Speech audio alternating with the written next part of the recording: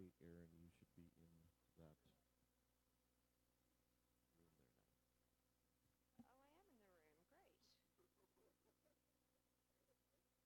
Oh, so Meg's going to sit at that chair? Yes, she's going to be in that chair. Exactly. Beautiful. Okay. Okay. Good. Okay, so Well, just we'll just stand. stay here. Yep. Yep. Exactly. Stand by. We'll let you know when we're ready to go. Okay. Good stuff. Thank you.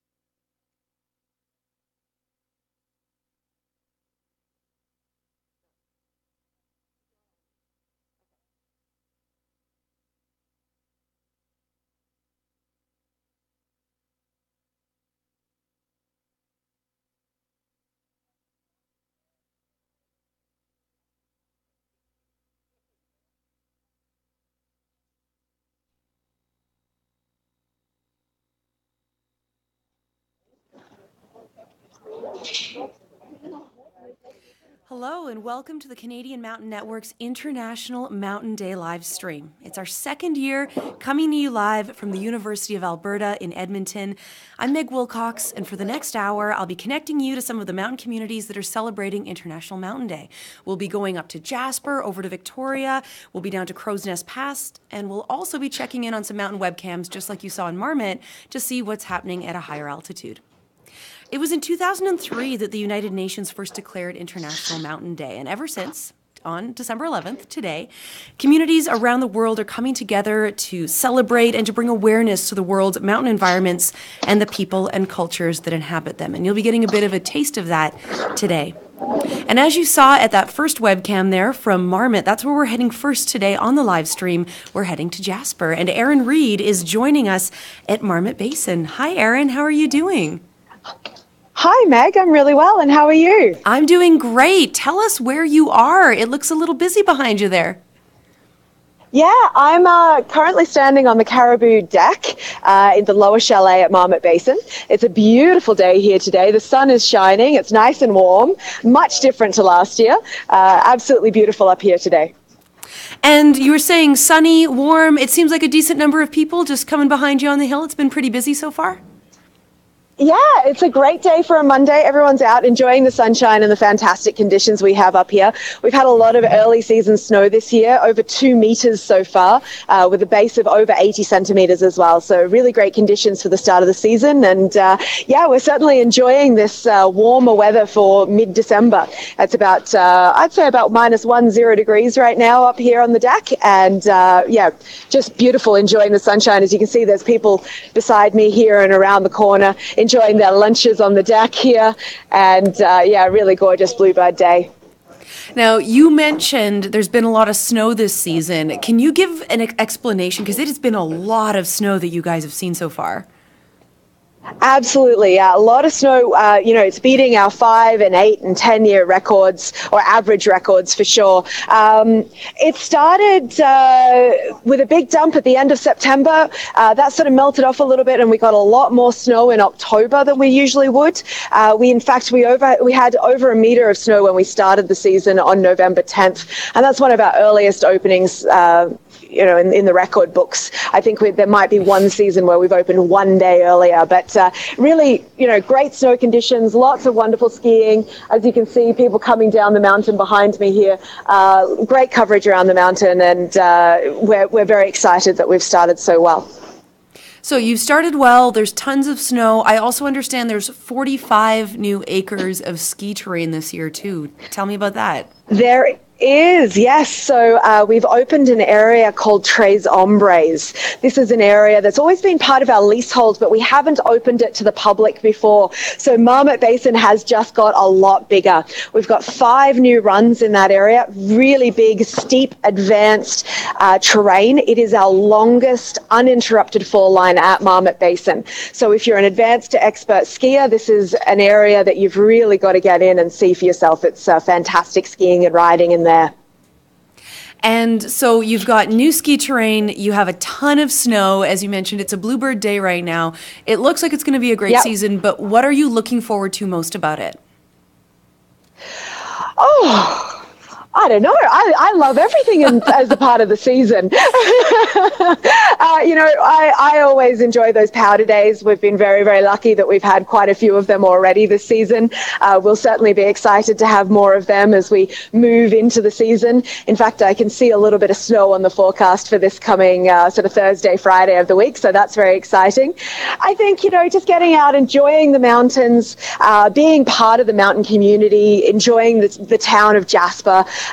You know, it's different. You get to escape the city. You get to come out here, get that sense of freedom as you're on your board or on your skis and you're skiing around on the terrain. And I think it's really great because everyone can enjoy it, no matter what level you are. Marmot Basin has something for everyone, whether you're a beginner skier, never done it before. Fantastic lesson programs down here. We've also got, you know, great different terrain for those intermediates, advanced, expert skiers and riders. The intermediates will really enjoy the long carving groomers, and obviously for those advanced and experts, getting into Tres Hombres for the very first time will be fantastic, and enjoying places like Eagle East and the Knob as well. So Eagle East opened this week or last week, and some fantastic skiing and riding in there as well. Wow. Well, thank you so much, Erin. I'm feeling like a bit of a chump for being indoors when it looks so beautiful right now at Marmot. Oh, yeah. You've got to come out here. It's really fantastic. Yeah. Great. Well, have a good day and enjoy that sunshine. Thank you very much, and happy International Mountain Day. Thank you. You as well. That's Erin Reed, Bye. and she's at Marmot Basin, just outside of Jasper in Alberta. We're going to head to another webcam now, see what else is going on in the mountain ranges. We're just waiting to see what we'll be pulling up. It looks like there is more from Marmot that's going to be coming up in just a sec. Maybe not, as we're connecting to our webcams. Oh, I guess we won't be getting a webcam on this one, but we're going to be talking to our next guest, Mary Sanseverino. So, as we all know, one of the best ways to celebrate mountains is through photography. And the Mountain Legacy Project, it takes it to a whole other level. So here's a video that they put together that helps explain their work.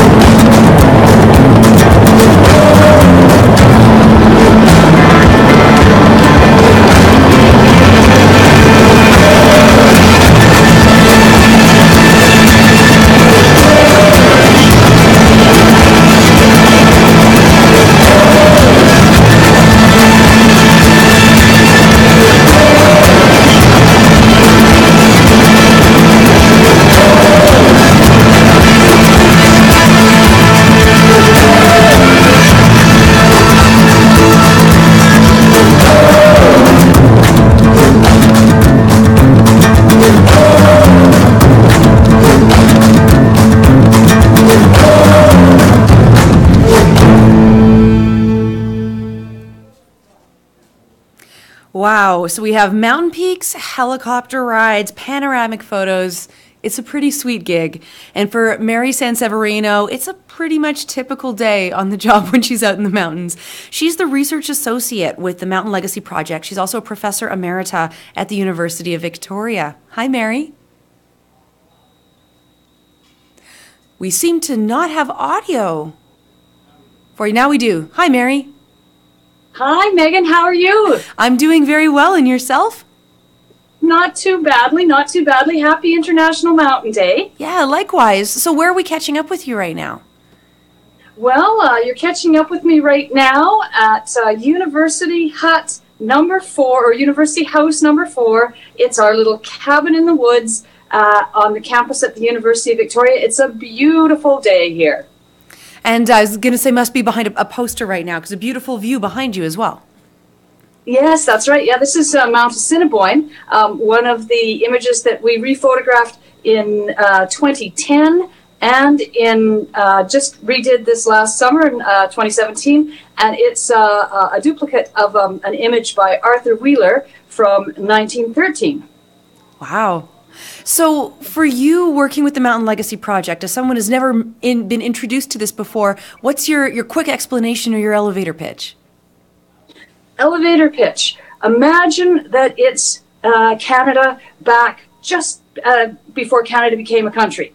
So you've got to make some maps. You've got a country, got to make some maps, and so map making progresses. Everything's tickety-boo until we hit the mountains. And at the mountains, traditional techniques for surveying were not very effective. They were very expensive, really difficult to do. So a new technique was developed, a made-in-Canada technique called phototopography. And this saw surveyors from about 1888, actually our earliest images from 1861, but the majority of our images, 1888 to the mid-1950s, and they were taken primarily by surveyors standing on top of mountain peaks using the camera, that newfangled thing in the 1880s, pretty new, called the camera, to help make maps. We figure out where these surveyors stood. We go back to the same spot that the surveyor stood, retake their photo, digitize the historic image, digitize the modern image, and then overlay the two and make them available for mountain researchers of all stripes to use for their work. And we do a little bit of our own research too. So you have all of these old photos from those early days of photography and the exploration of the mountains with the development west. How did you find all these photos? Well, it first came about with Dr. Eric Higgs and Dr. Janine Remtula. They were working away. Janine was a graduate student at the time. Eric was associated with the University of Alberta, and they're working in Jasper. And the two of them are essentially asking questions, the way one does. And the question was, I wonder what the landscape in the Athabasca Valley around Jasper looked like 100 years ago. I wonder how it's changed. And they were guided to a box of old photos taken in 1915 by Morrison Parsons Bridgeland, and they looked at them and they went, "Wow, I know where this particular one is taken from." And it was just above the power dam at in Jasper, and off they went. Took a photo, and the Mountain Legacy Project, it wasn't called that back then, but the Mountain Legacy Project was born, and we realized at that point that we had a real treasure trove of images and just a legacy, if you will, to work with on our hands. And you have so many images now, and I wanted to ask you, from being able to compare today and past images, what are some of the trends that you're seeing? And we do have some images that we'll be able to pull up here to show our viewers as well. Well, of course, one of the big trends, obviously, is going to be disappearing ice. So you can see glacial retreat writ large on the landscape. That's really noticeable. More subtle, but still pretty normal is so we have that alpine ecotone, that area around the trees, just creep up the mountains. There's indications, of course, that's a really complex process as to how that happened. But one of the drivers is a slightly warmer climate. So warming world is one of the drivers that has that ecotone creep. So you can see that.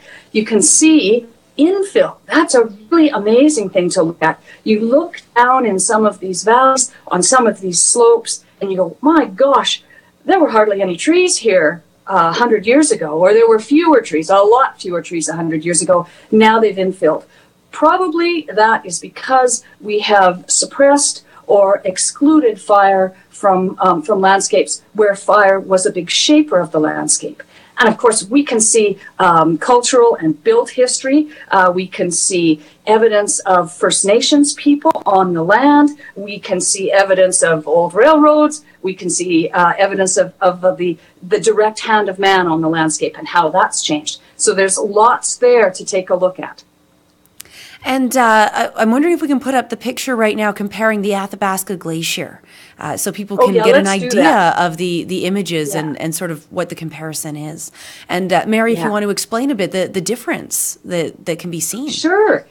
So the historic image was taken, actually this is a panorama of 3 or 4 images. I can't remember how many I popped in there, but this is a panorama of images taken in 1917 by Arthur Wheeler as part of the Interprovincial Boundary Survey, so setting the boundary between Alberta and British Columbia. And we're looking historically, the historic image is the black and white one, and it looks down at this massive glacier, and that is the Athabasca Glacier filling the valley that today has the Banff Jasper Highway on it. So if we turn to look now at the modern retake, that was shot in 2011, and it was shot from this exact same spot. You can tell if you kind of look at the rocks in the lower right-hand corner, they're still in the same spot. So it's from exactly the same spot, and we see obviously a lot of glacial recession. But we also see a couple of other interesting things. In the mid right hand of the image, there's a chunk of forest, and that same forest was there in 1917 as today. And it doesn't look like, maybe it's gotten a little tiny bit more dense, a tiny bit more infilled. But boy, if I was an ecologist looking for an interesting site to take a look at how trees withstand the rigors of those tough alpine ecosystems, I think maybe I'd go and poke my nose in over on that side to see. So that's just a quick down and dirty, non-specialist look at what those 2 images can show us. And I understand that, I mean, there's so many uses for these photos and the comparisons, but one of the other things is that it's being used for is in terms of wildfire sort of analysis and suppression techniques. Tell me a little bit more about that. Well, one of the things that forest fire specialists look to do is they look to try and figure out what is the forest fire regime in a given area. And for the regime, that's the pattern of the fire, the intensity of the fire, the history of fires on the landscape. For that sort of thing, wildfire specialists need to look. They need to look back in history. They need to know a little bit of the history. And so these pairs can help give a look back. You can see where old fire evidence is on the landscape, and then compare that with the modern. Maybe I would go and take a look. Maybe that's a place to think about a controlled burn. Maybe that's a place to go and look to see, well, gee, is there anything? Are there any geological features? Are there any features that cause this to burn but not the next spot? If you have the images of King Creek, that's a really excellent example of fire on the landscape. And so for people who are hearing about this for the first time now, hearing a bit about the utility of these photos, or maybe how they could contribute to it, how can they get involved? Well, the best thing to do is to head over to the Mountain Legacy website. So you can just pop Mountain Legacy in your browser, and you'll be taken to our main website. And if you want to just dive right smack dab into the images and get started looking around, you can go explore Mountain Legacy, and poof, you'll be right there. Wonderful. Well, thank you so much, Mary. And I was just wondering, would you be able to share with us, I don't know if you can turn your camera and just sort of show us a little bit the office space that you guys are in right now. It's my pleasure. Yeah, so So we're here in coastal. Get a view out there. Oh, wow. What a backyard. So yeah. So that sadly we did not get any barred owls giving us a call today. Aw. But that's our regular view out. We're tucked into a bit of a coastal rainforest, temperate rainforest here, and we've got Gary oak trees, and that's a big, huge Doug fir right out in front. So it's a great place to work. Wonderful. Well, thank you so much for checking in with us, Mary, sharing your little corner where you guys are doing your mountain research, and a very happy International Mountain Day to you. The same back at you. That's Mary Sanseverino, and she's with the Mountain Legacy Project. She's based in Victoria, BC. Well, let's throw to another webcam. We can never get enough mountains today. And right now, the one we're going to be seeing, or we see right now, is at Norquay. So Norquay and Banff National Park, not too far from the Banff town site, which is currently -5 degrees in Banff. So not too chilly, nice and sunny today. And that's in Banff National Park, the view of the Cascade Cam. And right there, we are seeing another cam, and that one I am looking at the details on that one. It's a little tough. It's one of the provincial parks, Glacier, but there's something in front of it that I cannot read. But it is also looking sunny and beautiful. We'll just keep putting up photos of mountains, and it'll look fantastic. And just a reminder, you're probably online because this is an online live stream. If you want to send or put out any photos of where you live in mountain regions, your favorite memories in mountain regions, the hashtag is MountainsMatterCA. And if you want to get any more information on the live stream or anything else, you might be watching us on Facebook, you can head to internationalmountainday.ca, and that's where you can connect with the Canadian Mountain Network and find other information about events that the Mountain Network is putting on for International Mountain Day as well. Our next stop is heading north now from Victoria, BC, about 15 hours north to Tumbler Ridge. The global UNESCO geopark is in British Columbia, and they've also been celebrating International Mountain Day all weekend. And it was Jenna and Sarah from the geopark that sent us this video update to show what they've been up to. From the Tumbler Ridge UNESCO Global Geopark, we're so excited to be part of the Canadian Mountain Network and celebrate International Mountain Day with our whole week-long festival. We started our festival on Thursday. Yes, we got a presentation from our local geologist, Kevin Sharman, and he talked about the mountain ranges in our area and how significant they are to us.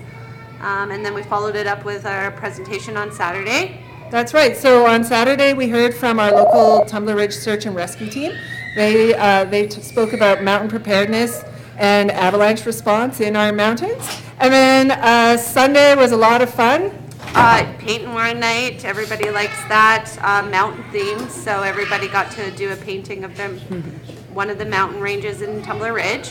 And then tonight is I'm assuming you kind of have our photos flagship up. Can you use item yours? on Okay. our So I'll just schedule. stare at a So camera if tonight I we've see it got on me. Dr. Stephen So it might be better if you Johnston put from the someone else's University of back up, so I Alberta. know I don't need to He's keep coming sharing. to talk otherwise about it's back in the 80s when he actually mapped the geological formations of Canuso Falls. And for those of you who don't know, Canuso Falls is our most iconic waterfall in the geopark. So the water cascades over the Murray River, 60-meter drop. It's over 100 meters wide. It's just breathtaking.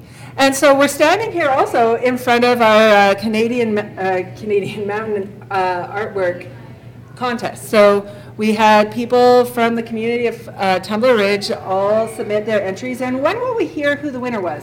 We'll hear that tonight, actually. Okay, great. So the Tumbler Ridge Arts Council has helped out with a number of the events. We've had some support from Wild River Adventure Tours in promoting the heli snowshoe events that they do in our southern mountains, and with lots of support from our community, hosting things at the community center here and at our local visitor center. So we're so excited to be a part of this and celebrate the importance of mountains in our community and around the world.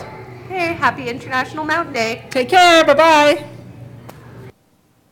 That was Sarah and Jenna at the Tumbler Ridge Global UNESCO Geopark in BC. And that's actually what we were seeing at the webcam ahead of time, the Canuso Falls that they were mentioning. So a very breathtaking view and a beautiful day right now in Tumbler Ridge. Currently 6 degrees up in Tumbler Ridge, nice and sunny. And we'll hit up to another webcam if we have the time or have the technical inclination there. We are looking at Sunshine Village. We can see the Mountain Lodge webcam that's coming up in just a moment. I unfortunately have the advantage of seeing the preview before you guys get to see what comes on. So there's Sunshine Village. So also not too far from Banff and based in Banff National Park. A nice, beautiful, sunny day there for those that are out enjoying the snow. We can see there the current weather, 14 degrees. Oh, that's Fahrenheit. Fahrenheit is no good for us. But it is -5 in Banff, so probably a little chillier up right now at Sunshine Village. Actually, I had it pulled up. -6. Yeah, just a little bit chillier in Sunshine Village. And that's out at Panorama. Also a beautiful day. Look at that range in the background. And, what a better way to celebrate International Mountain Day than by looking at mountains in our areas. And our next guest, he's in Saskatoon. And I'll admit, we don't normally think of Saskatoon when we think of mountains. But Steve Mamet's research takes him to Churchill and to the Mackenzie Mountains. And he's a research associate with the University of Saskatchewan's Department of Soil Science. Hi, Steve. Hi, Megan. How are you? Great. Nice poster. Oh, thanks. I randomly got it in the mail. Who'd have thunk? It just seemed to work out for today. Wonderful. So tell us a bit about your research and what you do.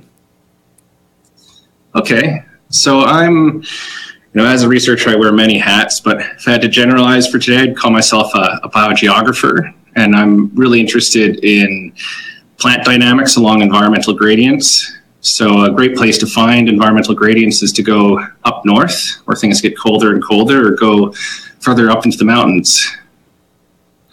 So the main focus of my research is on treeline and permafrost and interactions between the two.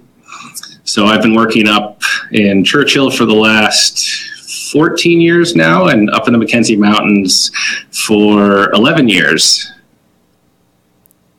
And so the work that you're doing there, I mean, they're two different regions, and you're seeing how the same phenomenon is affecting these different regions differently. Tell me what it's like and what you're seeing, what's happening in the Mackenzie Mountains. So in the Mackenzie Mountains, like a lot of tree lines across the circumboreal, you sort of expect to have this united front of trees moving northward or further upslope, but there's actually a lot of variability, and the Mackenzies is no exception. So my PhD work up there, I did an observational study looking at the tree line population. So we cored the trees, we looked at what the ages were and how they changed through time. We found that up until the 1950s and prior to the 1980s, we had trees moving further upslope and further north in the area, and it's virtually stopped for the conifer trees, the fir trees up there. Well, deciduous trees have started to work their way up the road. So what we think is going on there is that the timing of the trees stopping their sort of movement into the area has coincided with the establishment and increased growth of a lot of shrubs. So it's almost like something else has sort of taken up the real estate before the trees have had a chance to get in there. So up to the mid-20th century, we had trees moving further north, but now it's largely stagnated for the key player trees up there, the fir trees. And what exactly does that mean for the region if these shrubs are moving in where trees would normally have been moving in as temperatures changed? Yeah, it means the potential for a lot of other changes. So we actually expected that, so we wanted to get at some of the mechanisms that are actually, that shrubs influence tree establishment in the area. And as the shrubs move upslope, they actually allow things that eat seeds to move upslope as well. So even if a seed does get to a nice portion of habitat that it could actually grow, it's probably going to get eaten before it even has a chance to survive. And so that's for the trees. For the permafrost, we find that the shrubs, because they trap snow in the wintertime, and snow is an insulator, you get warmer temperatures. And so we actually have thicker active layers. So that's the maximum depth of thaw that forms each year. And so we get thicker active layers, so thicker areas of thaw in the permafrost, but we find that it's actually a lot more stable in these areas where we have shrubs. Compared to the areas where there aren't shrubs, we find that because we've been recording thaw depth for the last nearly 30 years, we can see a nice trend as they're getting thicker, but they're getting thicker faster in the areas without shrubs. So there's some sort of stabilizing effects of shrubs in one sense. And I'll chime in on another area that would be of interest to people, I think, is that as the shrubs move in, they outcompete some of the ground vegetation like lichens. And lichens are a big food source for the caribou up there. So as you get these shrubs covering up these areas, essentially covering the buffet that the caribou would be using. And so could be one of the reasons why we're actually seeing less caribou up there in recent years. Wow, so widespread effects with everything that you guys are finding in terms of those changes. I wanted to ask you about the teams that you work with too, because you're a researcher, but you also work with citizen scientists through a group called Earthwatch International. And I was wondering if you could tell me a little bit about that program and the type of work that these volunteers do with you.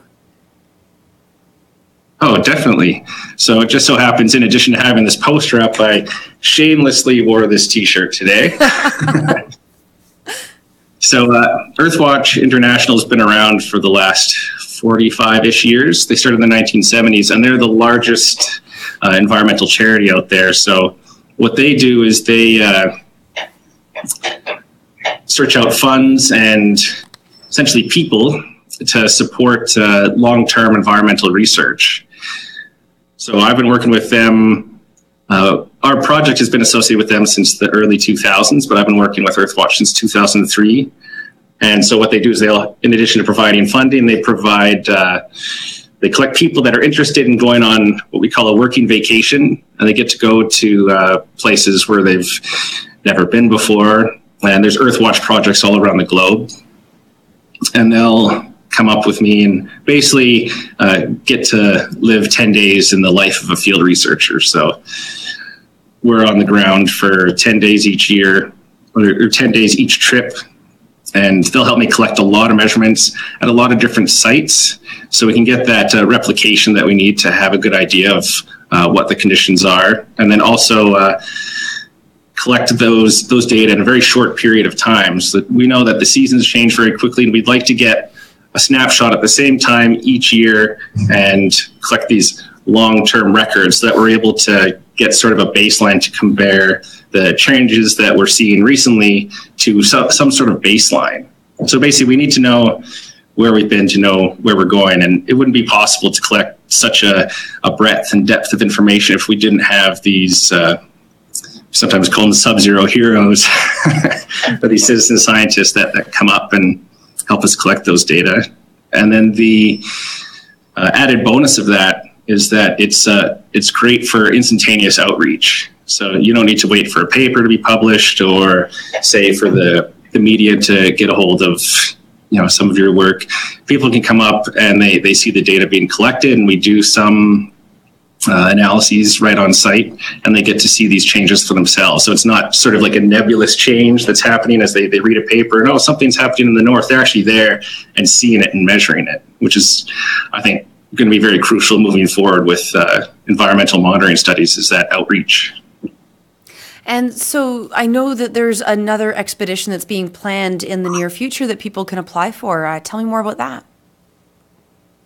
Oh, definitely. So we do have trips to Churchill, but the one that I'm really plugging our recruit button for is every August we go to the Mackenzie Mountains, and we spend 10 days there, and we measure permafrost characteristics, download weather stations, and also collect data for our experimental study called the Global Treeline Range Expansion Experiment, which you can Google and find the website.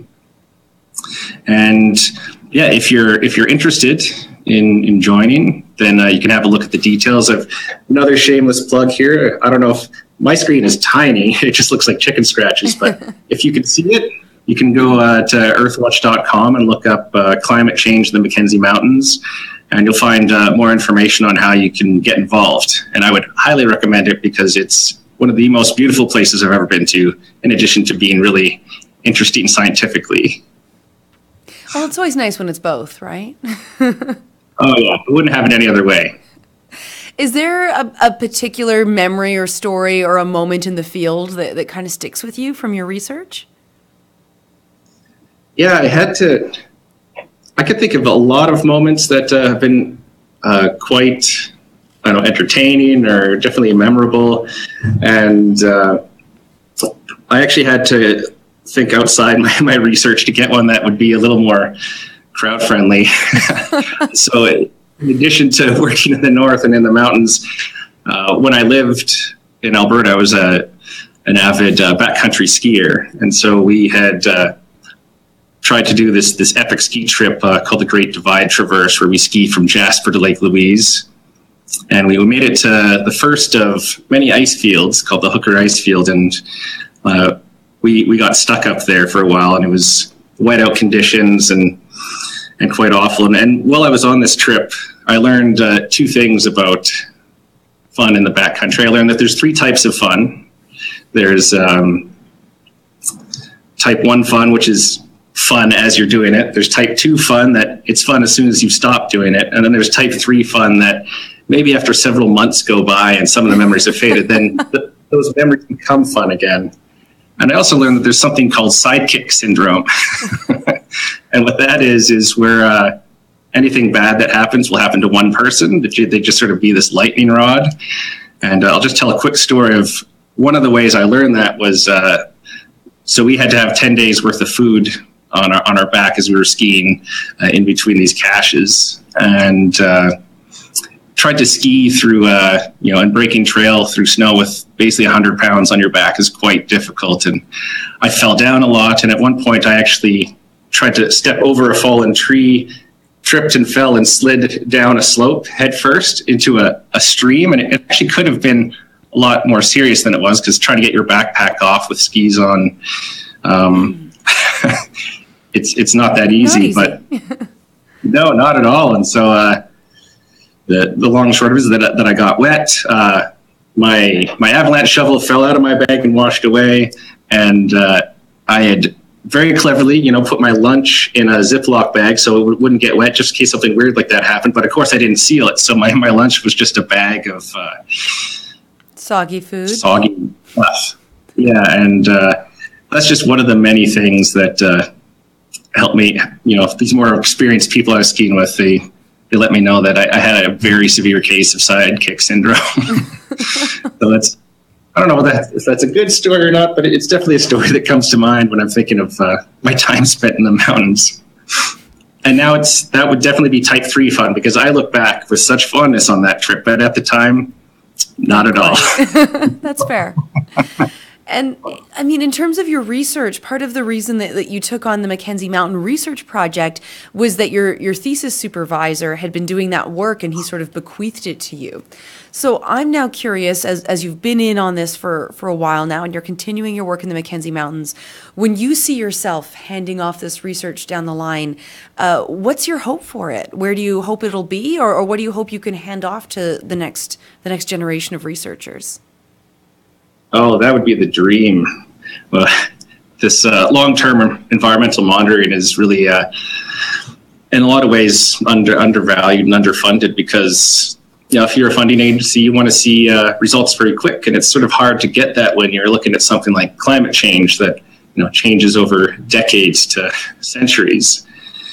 So I would hope to keep the work going, because some of the things we found we wouldn't have been able to find if we hadn't had this long-term record that we've been collecting since the 1990s. So I do have a little bit of a fantasy of having gray hair, and maybe there'll be more of it for some reason once I reach my late 60s, and handed it off to some young whippersnapper that's got great visions of where to take the research in the future. So that would be my hope. But in the meantime, I'd hope that the work we're doing, we're we're publishing, and we're also working with various different agencies to, make sure that these data aren't just collected and mothballed and there for, sort of ivory tower work, but that they actually have real world and applied uses for, if you're interested in monitoring animal populations or vegetation monitoring. We hope that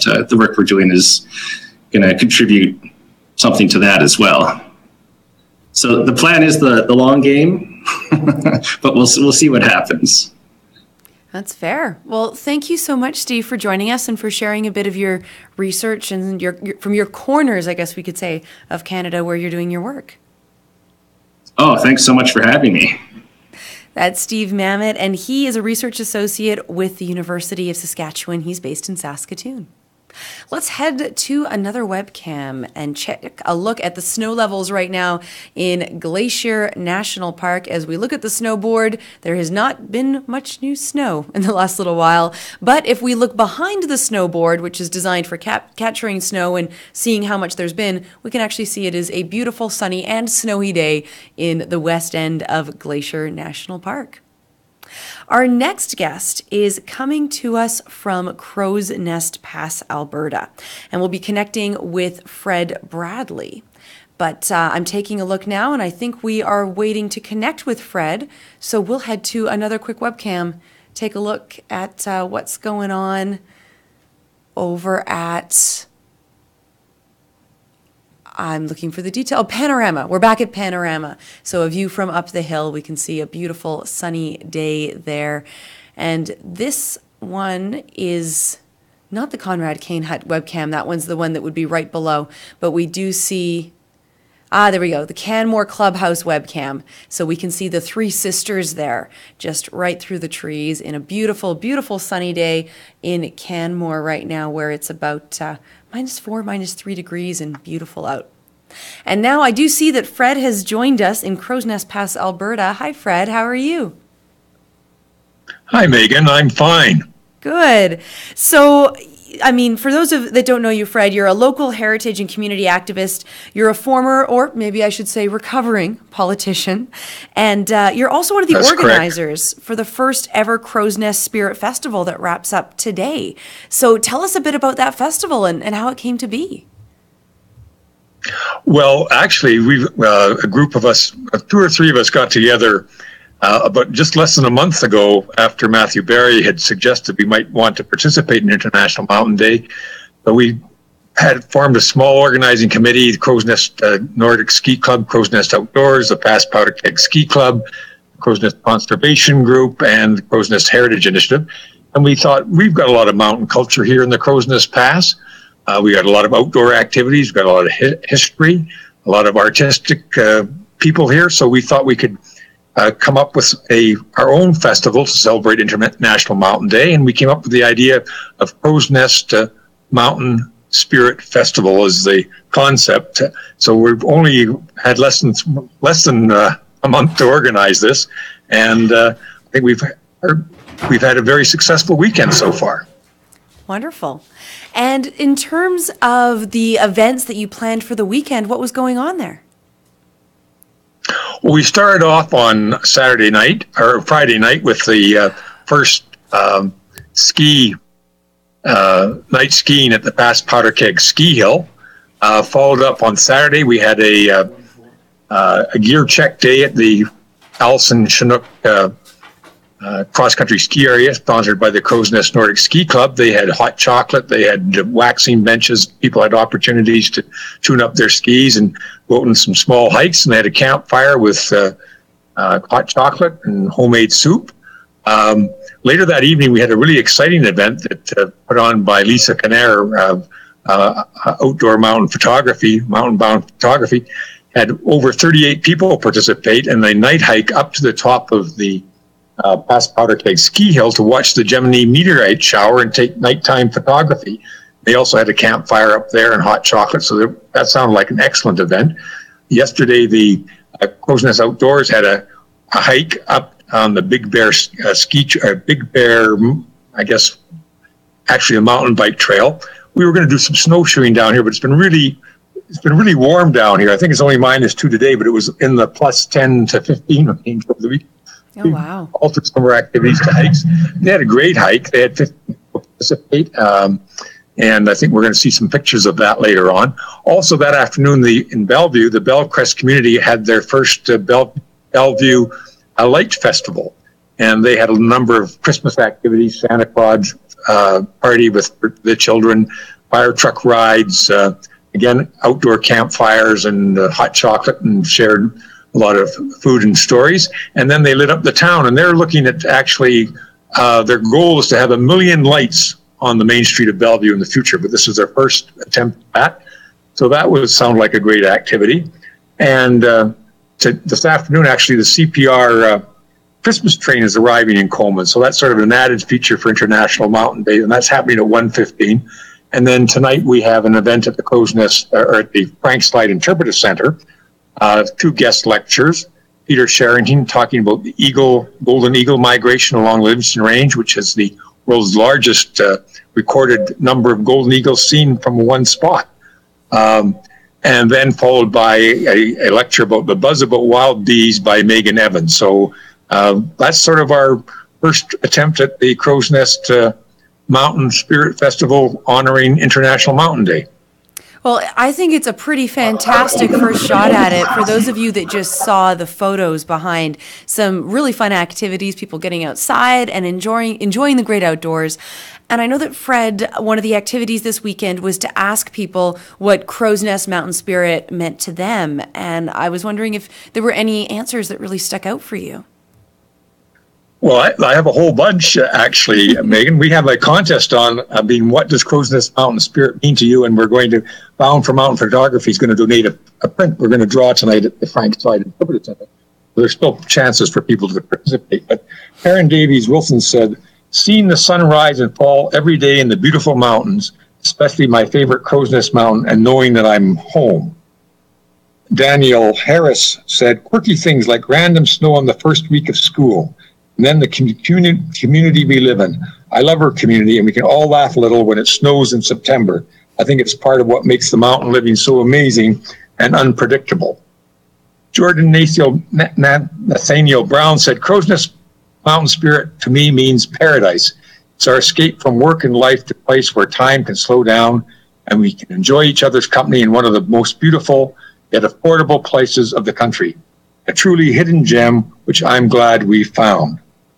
Kimberly Uhersky said, the combination of feeling of freedom and of awe when I take in the amazing view of the mountains with the pink sky in the background on my way to work in the morning, and the refreshing feeling I get when I breathe deeply the mountain air. There's nothing else like it.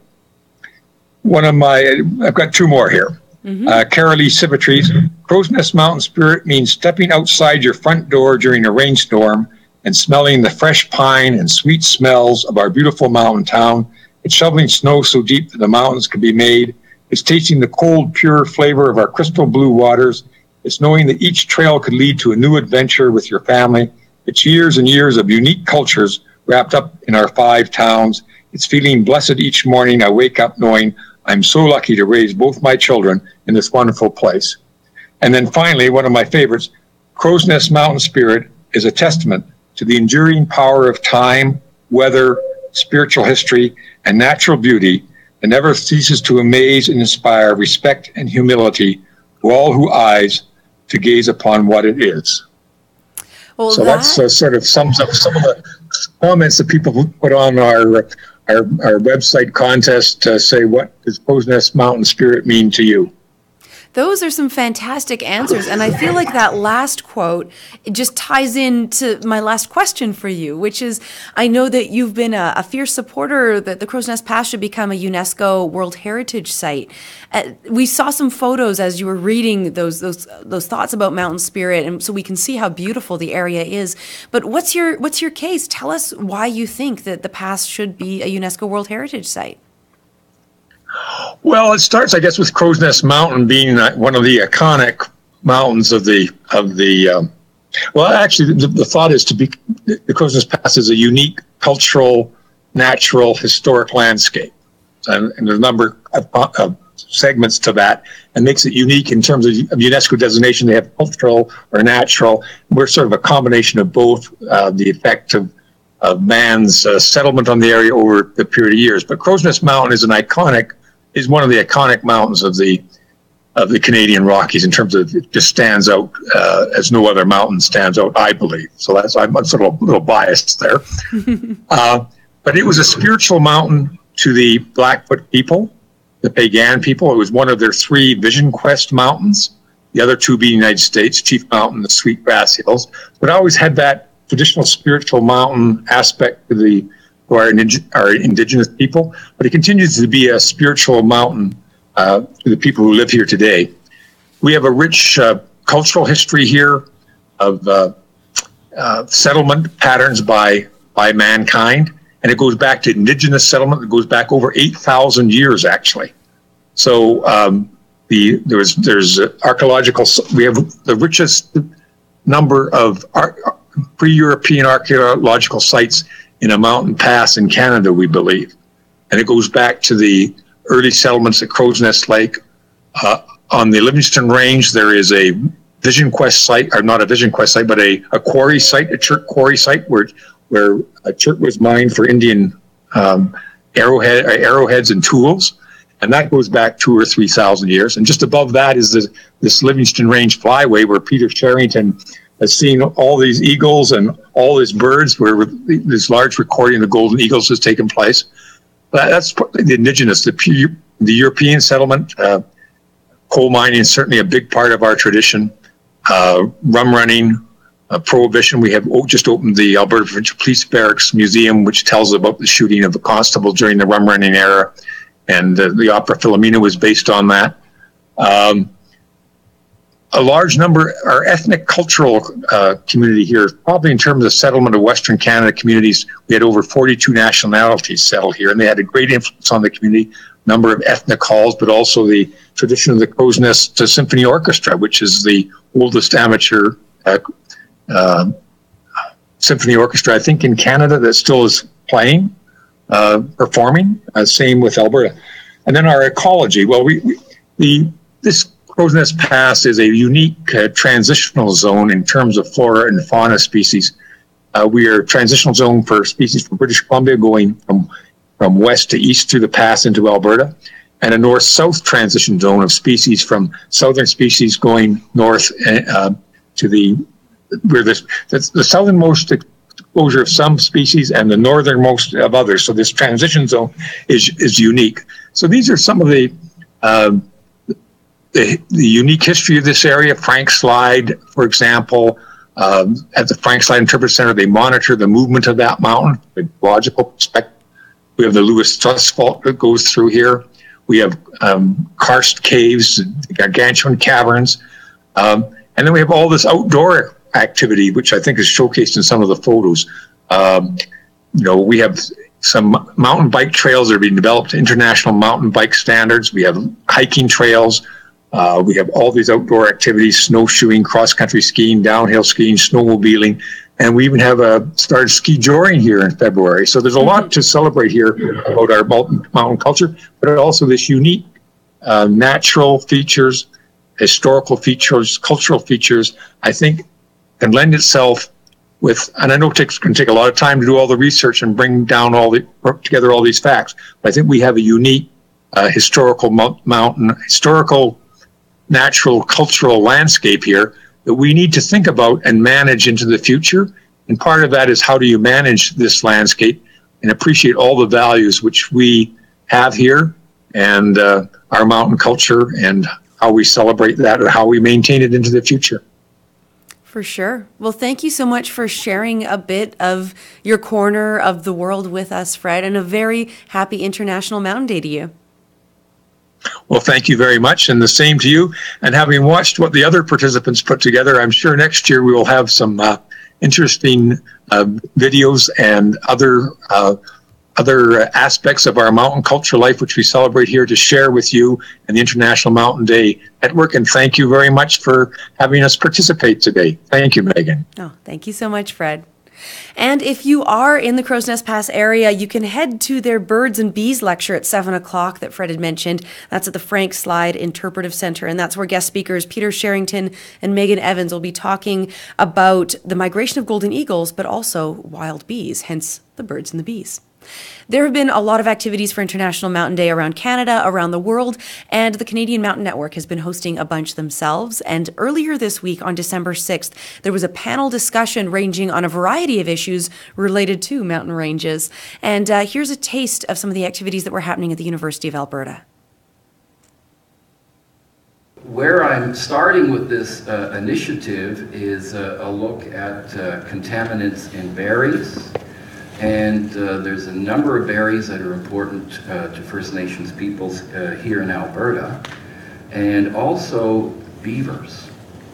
And so beavers have kind of a special place in my heart for reasons that I will explain. But I'm thinking there's an opportunity here to also use beavers as a kind of a natural biomonitor of ecosystem health.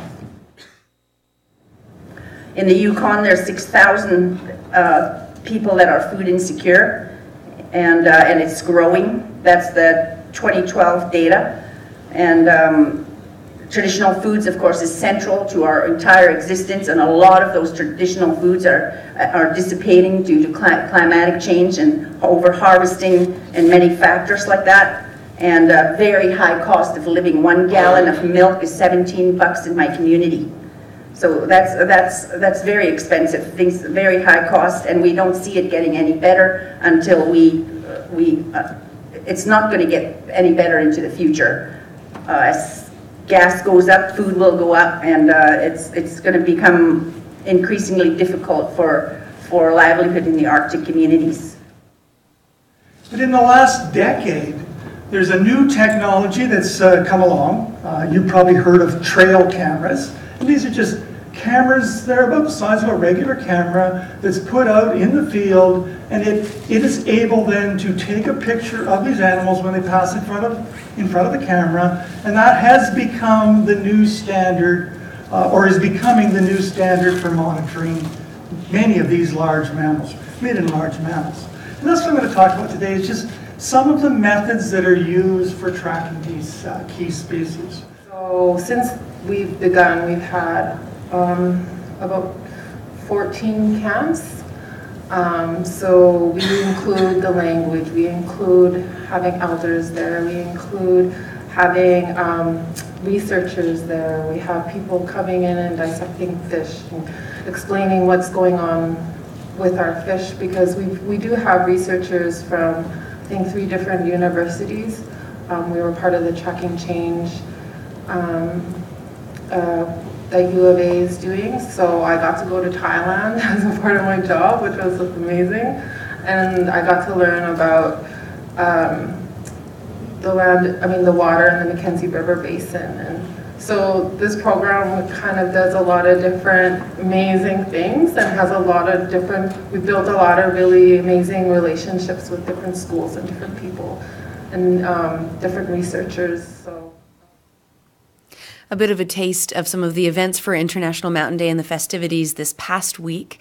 And right now, if you're in Calgary right now, there's an activity around bison reintroduction, celebrating the introduction of bison to Banff National Park. That's happening at the John Dutton Theatre at the Calgary Central Library. And right after this live stream, actually starting in the next few minutes, it's going to be a presentation called Living with Wildlife. It's going to be a screening of the film as well as a filmmaker Q&A, and that's also at the John Dutton Theatre. And on the topic of bison, and also on the topic of celebrating mountains year-round, it's not just the International Mountain Day live stream that the Canadian Mountain Network does. There's also a Canadian Mountain podcast. And I wanted to share a little piece with you of the most recent podcast that's just gone up, and it's looking at the reintroduction of bison to Banff National Park. This is, you'll see me interviewing William Snow as well as Marie-Ève Marchand from Bison Belong, and they're talking about the effects of bringing Bison Banff to National Park. Take a look. Buffalo have been in the Bow Valley for many years. Going back, there have been remains found within Banff National Park going back at least 10,000 years.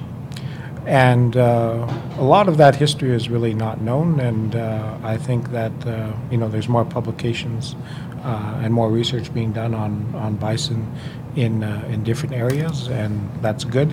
And we need to really take a second look at all of the history of wildlife within important corridors like the Bow Valley. We're bringing them back to be wild, to be free, not to be fenced anymore. And that's the first time in over 140 years that this time in Banff, within a few months, they will be roaming around the valleys of the Panther. Wow. Well, I think this is part of a process that's been underway for a number of years. This is not the first time that Parks has tried to bring buffalo into the parks, and those efforts previously did not involve a lot of First Nations or other groups in order to try and facilitate that. And so this time around, in this cycle of trying to reintroduce bison into the national parks, we began talking early on with Parks, and Parks, I think, reached out to a lot of different groups to get their take on how this should be done. And I think one of the reasons why it should be done is because of all of the functions that buffalo perform on landscapes, all of the biodiversity that buffaloes bring with them, being on part of the landscape. Wes Olson talks a lot about this in his work, all of the different types of insects, all of the different other ungulates, fish species, birds that naturally come into areas where bison are normally habitating. And so I think for all of those kind of reasons for strengthening biodiversity, I think that's a really important part of why it's done. The other why, as to why it's done, is also cultural. Indigenous people have regarded the bison as a very important part of the culture. Bison skulls are still used today in many of the important ceremonies. And because of that, the bison has always had a special place, not only within the culture, but as a religious symbol for many indigenous nations. And so for that reason, and for all of the other intangibles that are associated with buffalo, I think that's another reason why it gained support to bring bison back to the landscape, Banff National Park. It's a taste of the Canadian Mountain Podcast, those last shots there. Yes, the bison were airlifted into Banff National Park almost a year ago, this past February. And if you want to find out more about the reintroduction of bison to Banff National Park, or the importance of bison in that region, or even if you just want to see inside that teepee that you saw the shot of, you can find it all on the latest podcast episode of the Canadian Mountain Podcast. And you can find that all at CanadianMountainNetwork.ca. And that wraps up our International Mountain Day live stream. Thank you so much for joining me today. I'm Meg Wilcox from the University of Alberta at Edmonton, or in Edmonton. And if you want any more information on International Mountain Day, you can always head to internationalmountainday.ca. Don't forget, if you're going to post anything online, use the hashtag MountainsMatterCA.